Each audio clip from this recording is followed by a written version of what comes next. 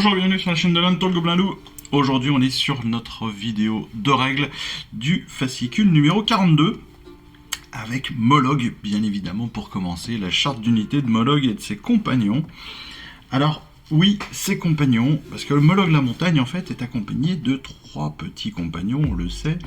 Nous avons donc un Squig chauve-souris, un Spore fulminante et un Stalax-Squig. Ces 3 compagnons, en fait, ils ont une petite particularité, c'est qu'ils ont chacun une aptitude, mais ils ne sont pas considérés comme étant des figurines à part entière. Ce qui veut dire que une fois que Mollog est mort, ils disparaissent. Voilà, tout simplement. Ils doivent rester à 1 pouce de Mollog, jusque-là tout va bien, mais ils peuvent avoir une utilité, parce que avant d'allouer une blessure à Mollog, blessure ou blessure mortelle, avant de lui attribuer une blessure, eh bien, en fait, on va pouvoir l'attribuer à un de ses compagnons. Donc ça, c'est plutôt pas mal, ça peut être intéressant. En termes d'aptitude, Mollog a différentes capacités, entre autres, la première, c'est régénération. En début de phase de héros, eh bien, on peut simplement tenter de guérir Mollog en lançant un...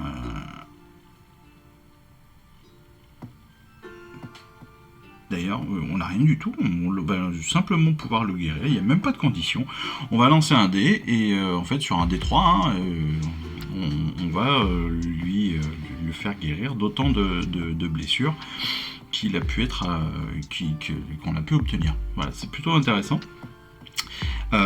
C'est presque étonnant, vous voyez, même là en le relisant, je me dis, mais tiens, c'est amusant, il n'y a même pas de condition. Donc on lance un D3, et le résultat, bien que nous obtenons, nous permet de récupérer le nombre de points de blessure équivalent. Pour les aptitudes de ses compagnons, on a le Spore fulminante d'abord. Donc la Spore fulminante, en début de phase de combat, on va pouvoir choisir une unité ennemie qui est à 3 pouces, et on va jeter un dé. Sur un 5+, on va soustraire 1 au jet de touche pour les attaques de l'unité ennemie. Ça veut dire quoi? Ça veut dire que tout simplement, on va enlever une capacité de touche. On va enlever une aptitude, enfin non, une capacité de touche de notre unité ennemie qui est à 3 pouces de nous. Bien évidemment, si notre sport n'est plus en jeu, si on l'a retiré pour éviter que Mollog prenne une blessure, eh bien cette aptitude ne peut plus être jouée. La Squig chauve-souris, elle, eh bien c'est pas mal non plus, parce qu'en début de phase de tir, on va pouvoir choisir une unité ennemie qui est à 18 pouces, donc c'est quand même très très large, très très loin, et on va lancer un dé. Sur un 2+, l'unité prend une blessure mortelle directement. Pareil, hyper intéressant. Évidemment, de la même façon, dès que la Squig chauve-souris est sortie du jeu, on ne peut plus utiliser cette aptitude. La Stalax-Squig a aussi une super aptitude, c'est-à-dire que, en fait, si on décide de retirer le Stalax-Squig pour éviter de faire subir une blessure à Mollog, on va lancer un dé. Sur ce dé, si on fait un 5+, eh bien, non seulement on garde notre Stalax-Squig, mais en plus, la blessure mortelle est annulée. Ça veut dire quoi?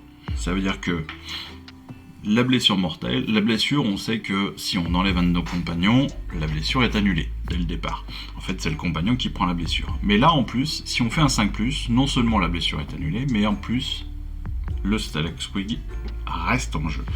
Et donc ça peut être un super élément de protection. C'est pas un jet de protection justement, mais c'est un élément de protection superbe pour Mollog.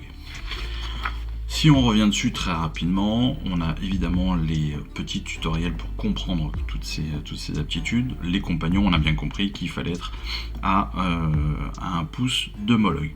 Ça, pas de souci. On a compris aussi qu'avec le Stalax-Squig, on jette un dé. Sur un 5+, le Stalax-Squig encaisse l'attaque et n'est pas retiré du jeu. Pourtant, la blessure, elle, est bien annulée. Le Spore fulminante, c'est très simplement une unité ennemie qui est à 3 pouces de nous. On va lui enlever un de son aptitude de touche lors du combat.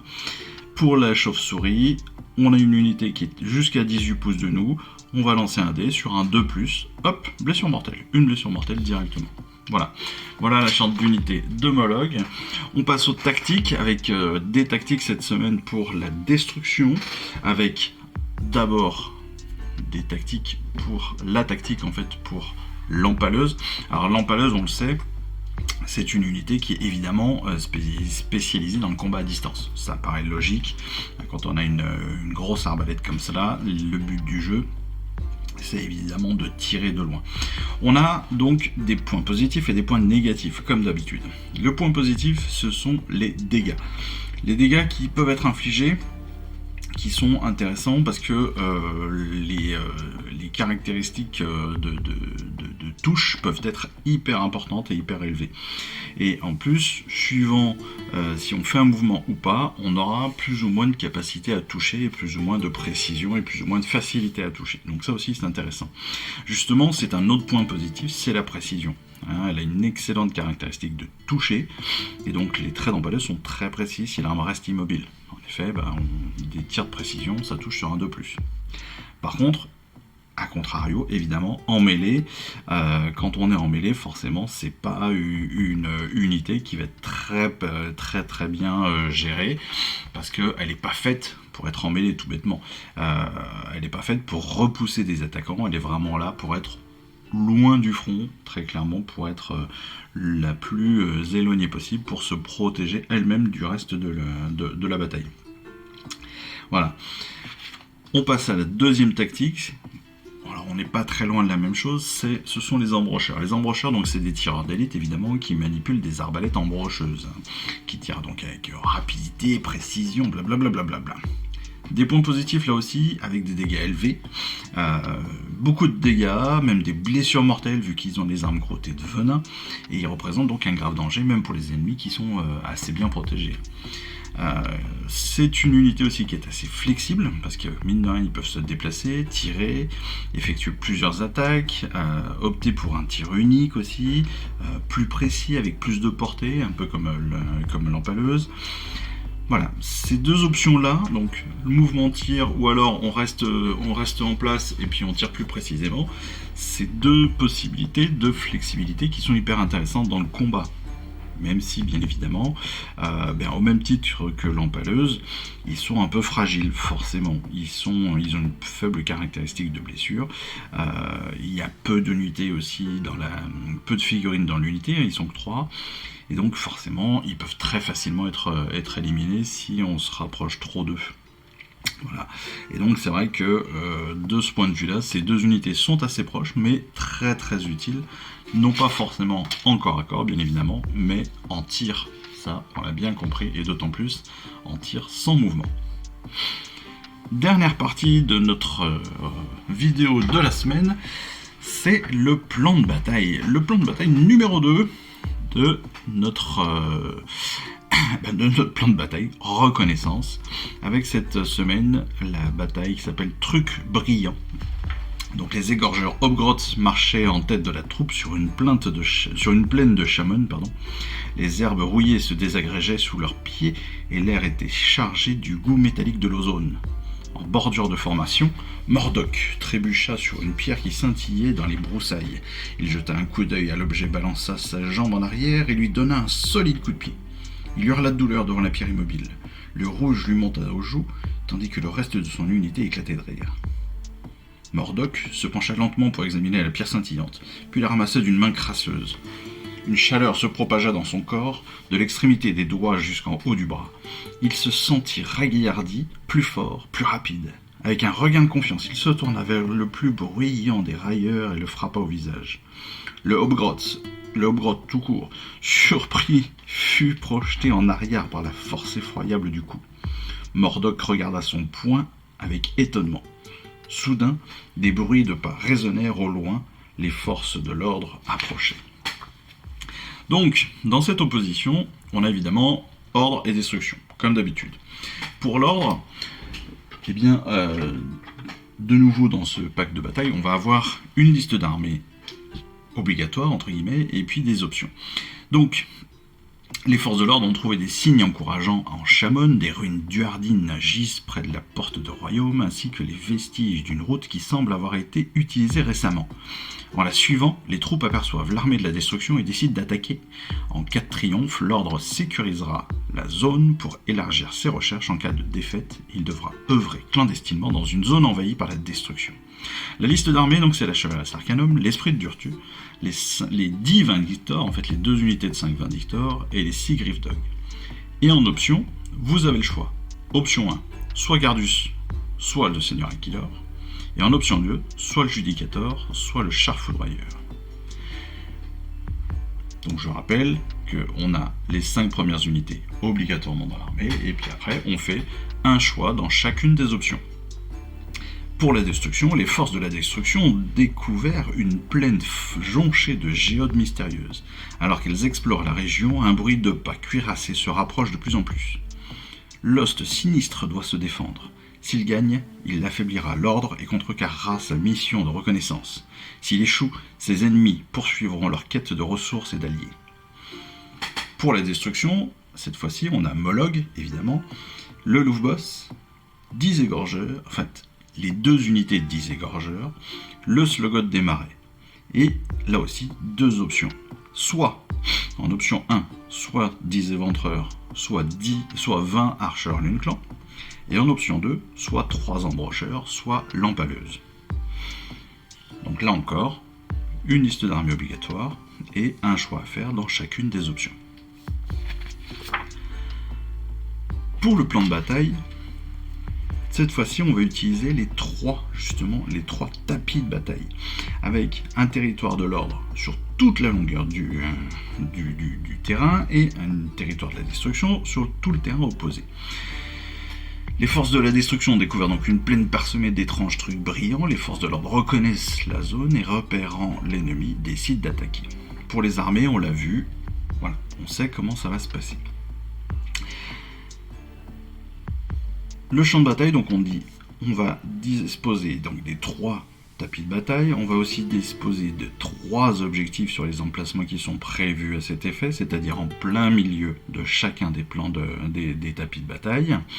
Et après, on va pouvoir placer à tour de rôle des pièces de décor. D'accord ? On sait bien évidemment que ces pièces de décor ne devront pas être à moins de 3 pouces d'une autre pièce de décor ou d'un objectif. Pour le déploiement, c'est le joueur de la destruction qui déploie son armée en premier, entièrement dans son territoire bien évidemment, puis ensuite le joueur de l'ordre qui déploie son armée entièrement dans son territoire à lui. Le premier joueur, donc c'est le premier tour, c'est le joueur de l'ordre qui va choisir qui prend le premier tour au premier round. Bataille en 5 rounds comme d'habitude, on rappelle que chaque round comporte différentes phases, hein, on le sait, déjà 2 tours, et puis chaque round compte 2 tours, un tour pour l'ordre, un tour pour la destruction, et chaque tour a plusieurs phases. 6. Les points de victoire, donc, un peu comme d'habitude, c'est celui qui aura le plus de points de victoire qui gagnera. Donc pour marquer les points de victoire, c'est 1 pour chaque objectif contrôlé à la fin du tour. Pour 1 point de plus si on contrôle 2 objectifs ou plus, et un dernier point de victoire possible si évidemment on contrôle plus d'objectifs que son adversaire. Ça devient assez classique maintenant. Et une règle spéciale, comme toujours, avec les géodes de puissance. Donc quand une figurine d'une unité de Vindictor ou d'égorgeur effectue une attaque, on va ajouter 1 à la caractéristique de dégâts. Voilà, cette bataille qui se déroule sur une plaine de Chamon parsemée de mystérieuses géodes, eh bien, les troupes des 2 camps qui les ont ramassées ont gagné en puissance. Voilà, tout simplement. Enfin, les actions majeures, les personnes, donc les spécialistes du studio de Warhammer, maintenant, avec ce plan de bataille, nous donnent quelques actions majeures, ce qui peut nous permettre aussi d'avoir quelques références de tactiques, on va dire, qui peuvent être intéressantes pour nous. En l'occurrence, ils ont choisi donc le char foudroyeur, ça fait partie des options. Ils ont choisi aussi Gardus, ça fait partie des options. Ils ont choisi les embrocheurs, ça fait partie des options. Et c'est tout. Et c'est tout. Et les éventreurs, qui font aussi partie des options. Donc, Eve, charge les égorgeurs Hobgrots après avoir rapproché son char foudroyeur lors de la phase de mouvement. Elle obtient 11 au jet de charge, donc elle utilise l'aptitude Azir déchaîné pour massacrer 8 Hobgrots. Waouh.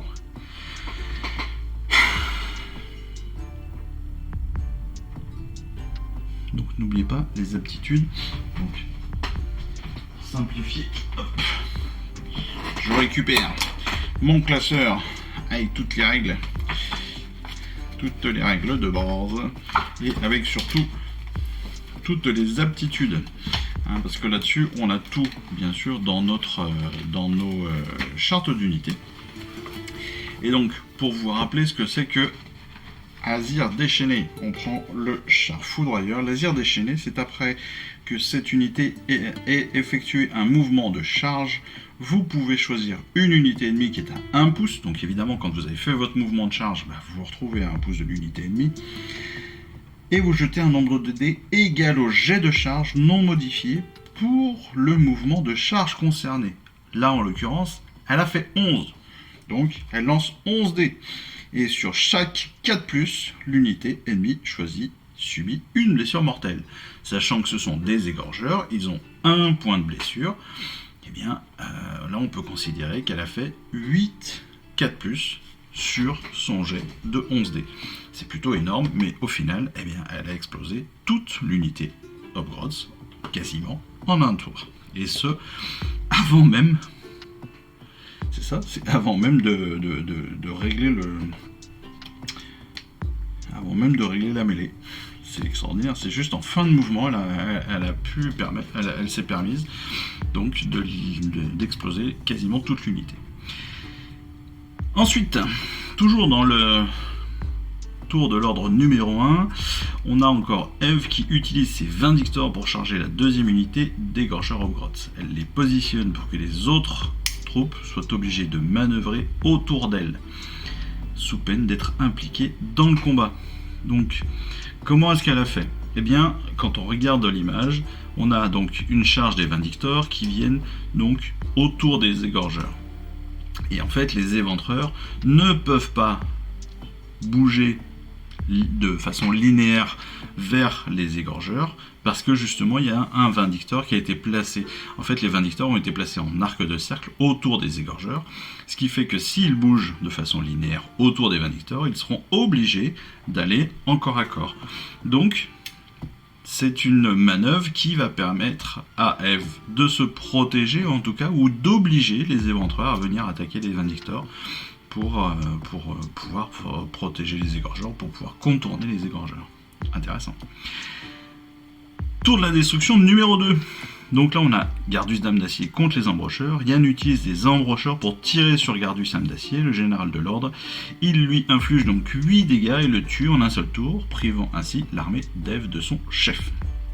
Tout bêtement, sans bouger, eh bien, il se permet, donc Yann, grâce aux égorgeurs, il se permet d'obtenir donc plus de tirs, de plus de précision aussi dans son tir, pour pouvoir attaquer directement Gardus. Voilà. Donc ça, c'est pareil, c'est ce que je vous présentais tout à l'heure, avec donc le tir précipité, le tir ajusté. On a plus de distance avec le tir ajusté, évidemment, parce qu'on ne fait pas de mouvement, et on a une touche à 2+, et une blessure à 3+, des perfos de -1, enfin voilà, super. Tour de destruction. D'ailleurs, je suis en train de me poser comment est-ce qu'à 3 ils peuvent lui infliger, pardon.